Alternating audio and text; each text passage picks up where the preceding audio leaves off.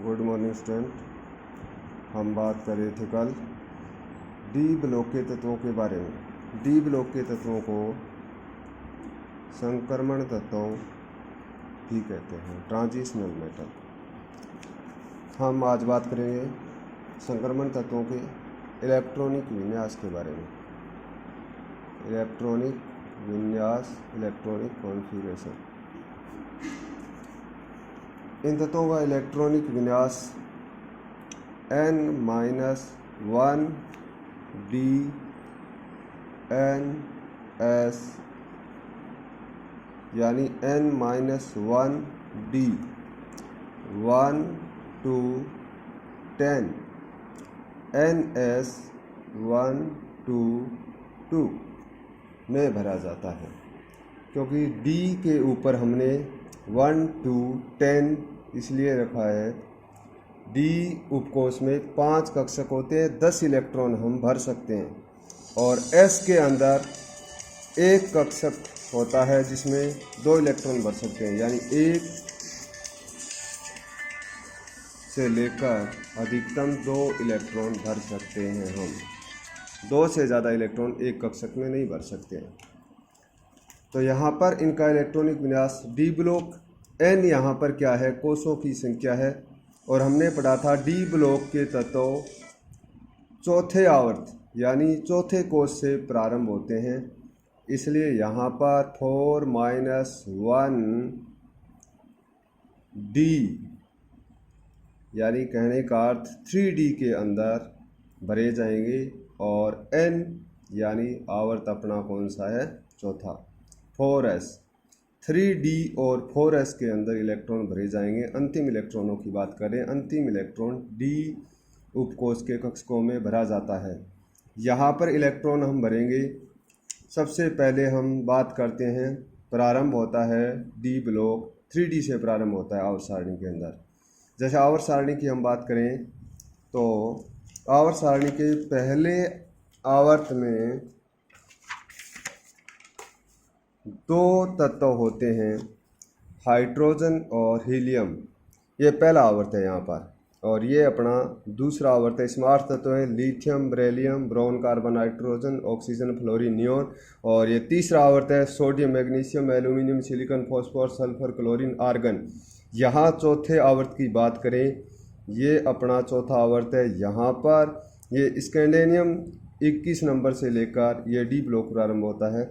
ये 3d है, चौथा आवर्त है। n-1 यानी n के स्थान पर हमने लिख दिया 4, क्योंकि ये चौथा आवर्त है, और 1d 3d, और नीचे वाला रिटिनियम से लेकर यहाँ कैडमियम तक 4d है, और उसके बाद 5d जो लैंथेनाइड के बाद के तत्व होते हैं। 57 पर लैंथेनाइड होता है। इसके बाद 4f के 14 तत्व जो कि नीचे दर्शाए गए हैं, यहाँ पर लैंथेनियम से लेकर के म्यूटेशियम तक, और यहाँ हफेनियम और से लेकर के यहाँ पर मरकरी तक ये तत्व हैं।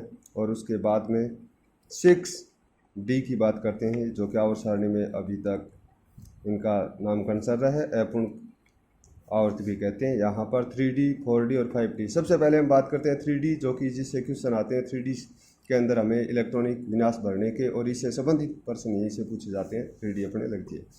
3d की बात करें इलेक्ट्रॉनिक विन्यास की, तो बात करते हैं हम 3d के अंदर कौन से तत्व आते हैं। 3d के अंदर आने वाले तत्वों की बात करते हैं हम, स्कैंडेनियम, उसके बाद में आता है titanium Ti, vanadium, chromium, manganese, ferrous जिसे आयरन, लोहा कहते हैं,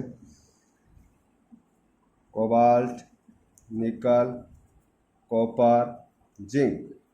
इसका याद करने का तरीका भी बताएंगे हम।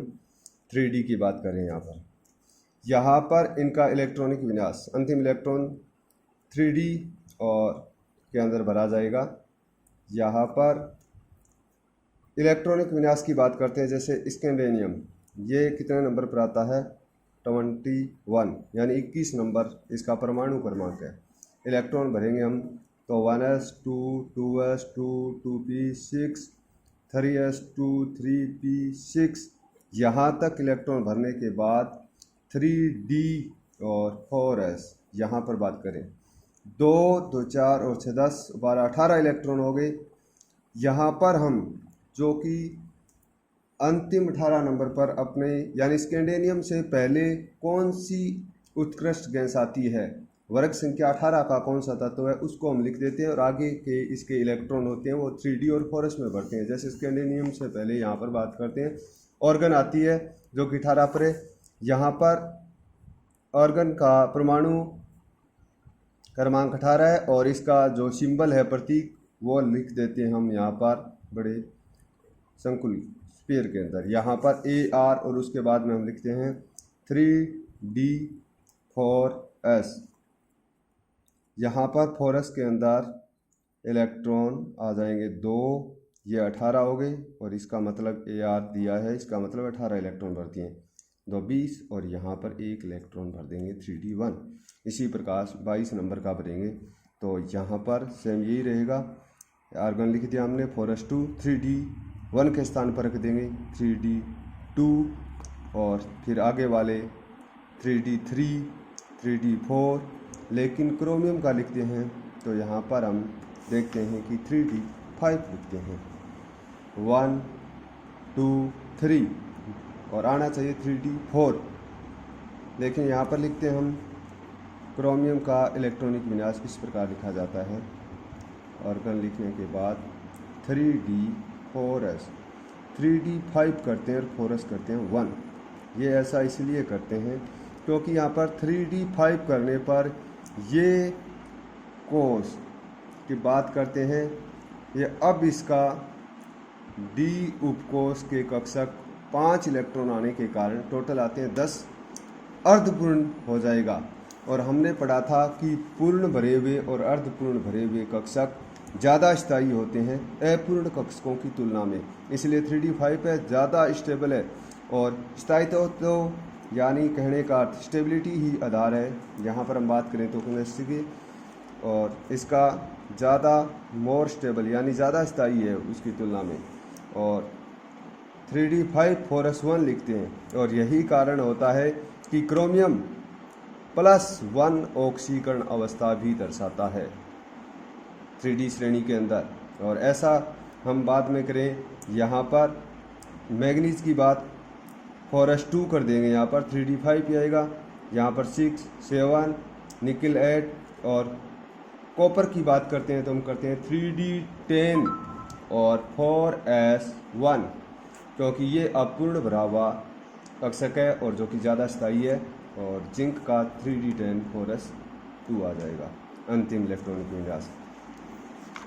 याद करने का हम यहाँ पर एक शॉर्ट ट्रिक का यूज करते हैं, स्कैंडेनियम, टाइटेनियम, वैनेडियम, क्रोमियम, मैग्नीज, फेर्स। इसके लिए स्कैंडेनियम के ऊपर लिखते हैं हम साइंस, TI टीचर, V का लिख देते हैं विनीता, KCR कुमारी, मैं, FE का फिजिक्स, को, नी, क्यों, जानू, यानी इसका याद करने का एक तरीका है। इसी प्रकार 4D श्रेणी की बात करते हैं हम। यहाँ पर रिटेनियम, जर्कोनियम, नियोबियम, मोलिब्डेनियम, टेक्नीशियम, रुहेडियम, रुथेडियम, प्लेडियम, एजी, सोन और कैडमियम, ये जो कि क्या है जी, यहाँ पर सिल्वर, चांदी, अर्जेंटम ग्रीक भाषा का शब्द है। 5D की बात करते हैं, लेंथेनाइट के बाद में hafnium, tantalum, tungsten, rhenium, osmium, iridium, platinum, AU gold, सोना, HG मरकरी, हायरो वैरो। यहाँ पर ये 5D श्रेणी है। इसके लिए हम लिखते हैं साइंस टीचर विनीता कुमारी, मैं, फिजिक्स, को, नी, क्यों, जानू। यहाँ पर इसके लिए रिटेन यारी, जरा, JR, निभा, MO, मोत, TC, तक, रुकावट, RH का हो गया रहे, पड़ी, आगे कूद या आग में कूद, ऐसे इसका एक ट्रिक हो गया। इसका हो जाएगा ला हफ्ता, हफ्ता यानी फिरौती बोलते हैं जिसे, ला हफ्ता, वरना रोएगा, और इधर पिटाई, अवर AU होगी, थोड़ा ध्यान रखना पड़ेगा, AU है ये, अवर होगी। ये 5D श्रेणी का ट्रिक हो गया, याद करने के तरीका है।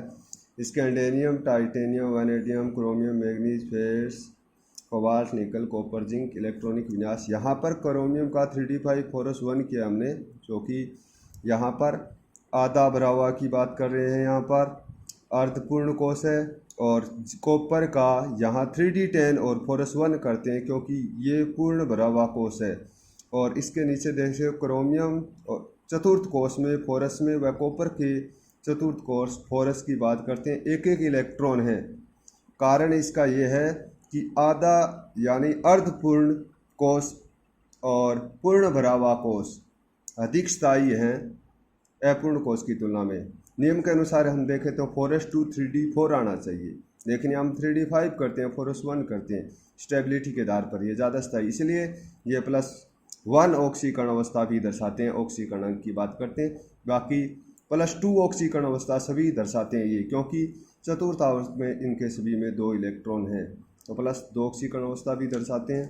ये +1 ऑक्सीकरण अवस्था को भी शो करते हैं, क्रोमियम और कॉपर।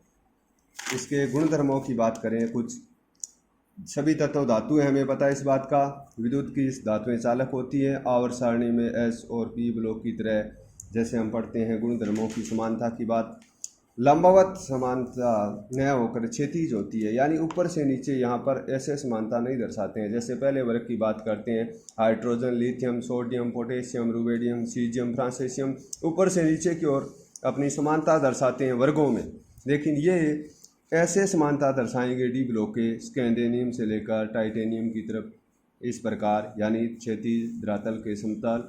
और पी ब्लॉक के तत्व भी boron, aluminium, gallium, indium, thallium ऊपर से नीचे की ओर अपनी समानता दर्शाते हैं। ये इसका अलग गुणधर्म है, क्योंकि इस प्रकार ये अपनी समानताओं को क्षैतिज दर्शाते हैं। अधिक एक से कई ज़्यादा ऑक्सीकरण अवस्था +1 और सभी 2 भी दर्शाते हैं, 3 ऑक्सीकरण अवस्था भी दर्शाते हैं, वो आगे पढ़ेंगे हम। यानी परिवर्तनशील ऑक्सीकरण अवस्था बदल बदल कर दर्शाते हैं। कंपाउंड रंगीन होते हैं, संकुल भी बनाते हैं। अनुचुंबकीय गुणधर्म होता है। अनुचुंबकीय गुणधर्म मतलब जिसमें अयुग्मित इलेक्ट्रॉन होते हैं, यानी कोई ये कक्षक है, इसमें ये एक इलेक्ट्रॉन है, तो कहने का अर्थ ये जोड़ा नहीं बना रहा है, अनपेयर्ड है, यानी अयुग्मित इलेक्ट्रॉन होते हैं, वो अनुचुंबकीय होते हैं। मिश्र धातु बनाते हैं, हमें पता है, जैसे कांसा है, पीतल है, पीतल बनता है कॉपर और जिंक से मिलकर बनता है पीतल, तांबा, जिंक, जिसका ट्रिक पढ़ते हैं पीतल, तांबा, जिंक, यानी कॉपर और जिंक से ये मिश्र धातु बनाते हैं, 2 या से 2 से अधिक धातु आपसे मिलकर। सभी धातु हैं। यहाँ पर इस साइड में बात करते हैं, तो यहाँ पर ये सभी धातु हैं और इसका धातु कठोर होती हैं, उच्च गलनांक और कौंधनांक भी इसका पाया जाता है।